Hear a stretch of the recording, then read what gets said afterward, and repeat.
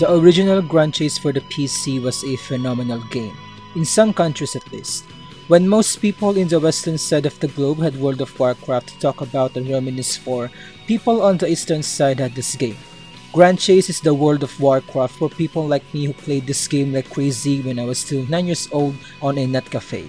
It is what one may consider a childhood game. Grand Chase servers closed down 5 years ago as of this writing however, but not without the spawning spin-offs. The two of the most notable spin-off games are Azure, which I might make a video about in the future, and the mobile game of the same name, Grand Chase Dimensional Chaser, which we're going to talk about today.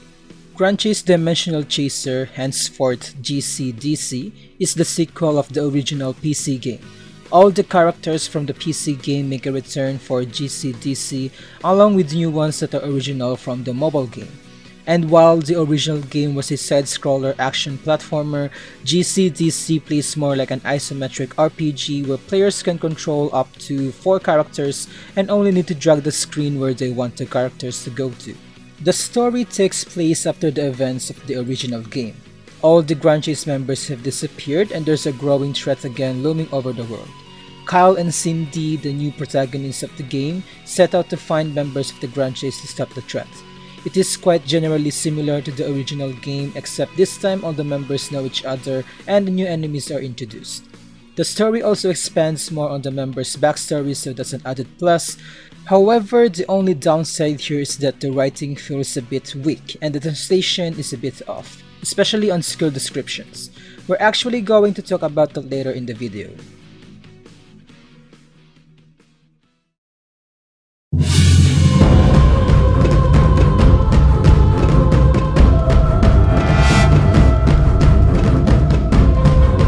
As mentioned earlier, the game plays out like an isometric RPG.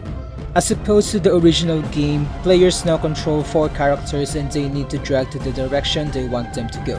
Tapping anywhere on the screen will give the party members the command to attack. Skills are manually used by the player, but the game offers an automatic mode where the party moves and uses skills automatically. Mana is replaced with SP, or skill points, and is represented by the red meter at the lower center of the screen. Each character's skills cost 1 or 2 SPs, and all the characters on the party share the same SP meter. It is up to the player to manage which character will use which skill first, as well as strategizing when and how to save up SP. When a dungeon run starts, players start with 5 SP to spend and gain more SP as they kill enemies. Players can store up to 10 SP when not using any skills, and at the opposite side of the SP meter is a blue meter that increases every time a player spends SP and can store up to 80. This blue meter is used to execute characters' special skills, and each of these special skills cost differently from each other. GCDC, as one might expect from it being a mobile game, is a gacha game. The original characters from the PC game are the super rare characters, or SRs, and the other characters found in the game fall below that rank, from S rank all the way to B. But the SR characters are not the only original characters. KOG has created a bunch of new main characters to be added as an SR character. So if the players from the PC game and wanted to relieve the chase by playing the mobile game, they might be surprised that the first characters that they'll be using isn't the same as the ones in the PC game, but entirely different characters that are only A rank. Getting SR characters in this game is relatively easy as the game rewards players with premium currency fairly generously. Players will be using A rank characters at the start, clearing dungeons and leveling them up while collecting other characters to be used along the way. Common rarity characters can be rewards from clearing a dungeon or finishing a side mission, and they can really clutter your inventory of heroes after a short while because of how easy it is to get A rank characters. Players can also receive monster cards when finishing a dungeon run, which are used to upgrade heroes. Monster cards have their own rarities from 1 star to 6 stars, 1 star obviously being the most common and can clutter the inventory the same way as common rarity heroes would. They are not completely useless just because there are higher ranking characters in the game however, as the game offers a hefty reward from selling these heroes and monster cards. In this game, PvP doesn't happen in real time, but rather every player needs to set up their defense party to battle. The defense party will be controlled by AI when battled by an attack party of another player. Only the attack party is controlled by the player, and when a player attacks another player and wins the match, they will be rewarded with honor points. This kind of PvP system carries on to Guild Wars. GCDC has numerous kinds of currency that it uses for different types of rewards. Of course, it has the typical gold, which is the player's common currency to be used for most of the transaction in the game. They are used to upgrade a character, enhance a weapon, craft equipment, and buy inventory slots among other examples. It is a very important currency as it is almost used for everything. The good news though is that it isn't very hard to get gold. In fact, players can usually store millions of gold in their first few days. The game also has Prana, which is acquired by selling unwanted heroes and monster cards. Prana can be exchanged for various things on the Prana shop, including summon tickets that the players can use to get high rarity heroes from the summon shop. Gems are the premium currency of the game and requires real-life money to acquire. Gems are mainly used to pull gacha and acquire SR rarity heroes, and as with most of the gacha games, GCDC offers a one-time pull and a 10 times pull in which the latter will give the player a bonus hero, totaling into 11 heroes pulled instead of 10. As of writing the script for this review, the Summon Shop has a category called Royal Hero Summon, which allows players to choose an SR hero of their choice to increase their chances of getting summoned from the gacha. In the footage being shown right now, I managed to get EO twice from a 10 times pool using the Royal Hero Summon. Most people turn their eyes away from a game when they hear that it contains gacha. However, it is relatively easy to earn gems by just playing the game, especially when a player is just starting out. For example, the adventure mode has 7 worlds as of this writing, and each of these worlds have stages. Then, each stage has sub-stages that have certain requirements to be met to fully clear it.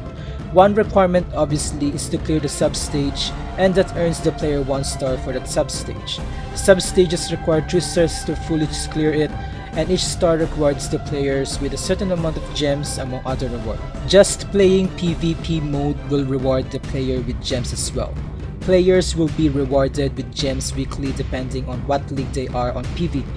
The lowest rank, Bronze 3, gives out 100 gems per week, while the highest league, Challenger, gives out 1000 gems per week. Another currency that a player can have on the game is called Guild Points, which as the name suggests can be gathered from guilds. Guilds are not only a wonderful way to get new friends and socialize, it also offers player generous rewards.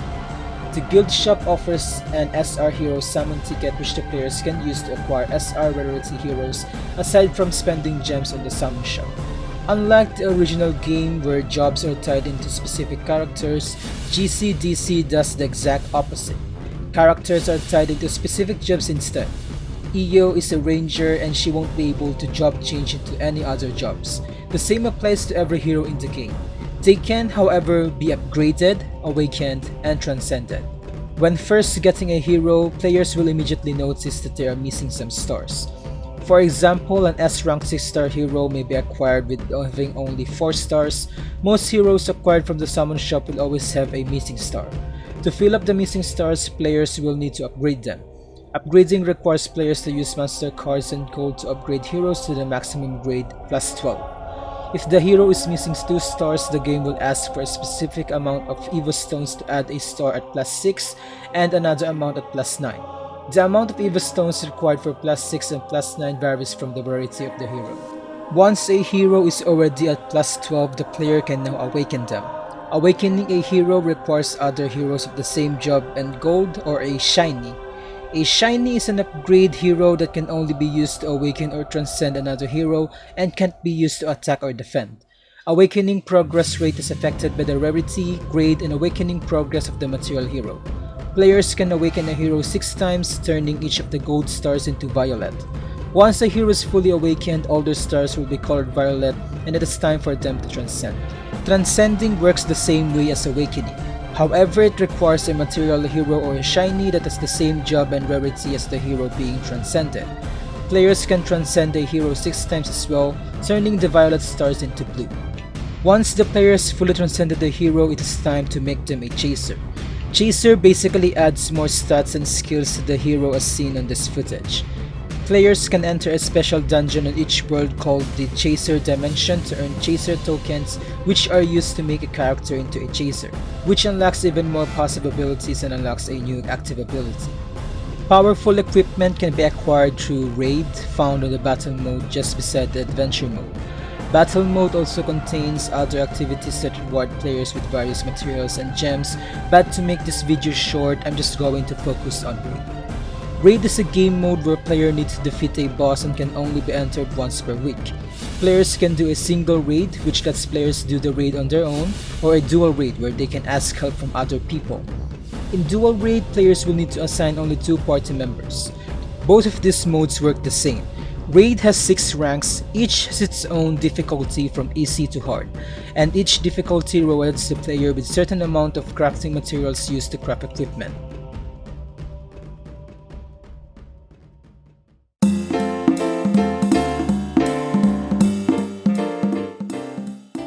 There are still a lot of things to be talked about in this game that will make this an hour-long video. And while KOG has done an incredible job with all the things they've put into the game, it is not without any negatives. One of the biggest qualms that players can immediately notice is the translation of the game, as previously mentioned earlier in the video. The rough English translation makes the most of the characters' dialogues very cheesy and sometimes almost repetitive. It is unclear if it is cheesy as it is on the mother server, but the English localization made the dialogues appear like it's been written by a young child trying to become a mysterious anime character.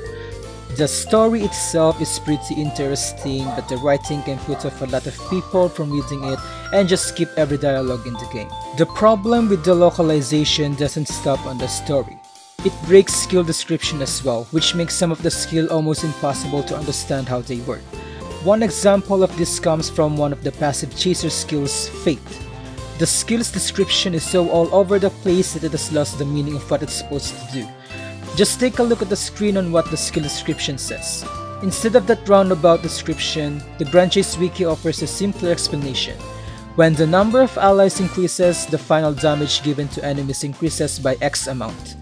Granted, the Currencies wiki is still missing a lot of things when it comes to GCDC, and most of its contents are still pertaining to the original PC game, but this pretty much sums up how broken the English localization is for GCDC. And while the game is fun and stays true to its free-to-play model, progression is a bit difficult when reaching certain parts in the story. The difficulty spikes are unbearable, and it will take a beginner to fully complete every quest per world weeks or maybe even months. It takes days to grind for character experience. But luckily, the devs implemented a start-repeat mode where the game will run one specific dungeon that the player chooses without any additional inputs until their stamina runs out. The real problem starts with raids. Starting from rank 4 raid, the players are required to do some mechanics that are almost impossible for this kind of game where players can't control their party members individually. These mechanics include separating some of your party members to avoid damage, or to manipulate traps built by enemies from messing up the entire party, and other stuff similar to that. To be fair, that kind of mechanics encourages players to do dual raid with their friends or other people in the server, which is understandable to say the least. But these raid bosses are the final bosses from each world, meaning that the players will have to face them on their own at least once when clearing out world quests, which can't be done with 2 players. Upgrading heroes can really feel tedious as well. It is advisable for newcomers to focus on only one hero to upgrade, since the world quests reward offer equipment upgrades that can only fit one hero. Awakening, Transcending, and Chaser are quite expensive as well and requires a lot of resources. For Chaser as an example, players need at least 2 Splendid Shiny or 2 SR characters with the same job to open the Chaser traits, and they need pair of those requirements to actually unlock Chaser passive skills. It feels like a trap that encourages people to pay to make the process quicker if it doesn't encourage people to actually quit playing. With all that said, I still think that the game is fun. I don't consider the negatives that I mentioned as paywalls, since players can progress through the game just fine through brute force, and the game has enough freebies to make paying for premium currency totally unnecessary to progress, unless the player is impatient and wants to make the process faster. It might have been a while since I last played the original Currencies on the PC, but this game has certainly made me nostalgic about it. I can see myself playing this game for more months to come, and I do recommend people to check the game out if they are into RPGs or if they are hesitating with gacha games. This game, along with many others, can be a good start on seeing them on a different perspective.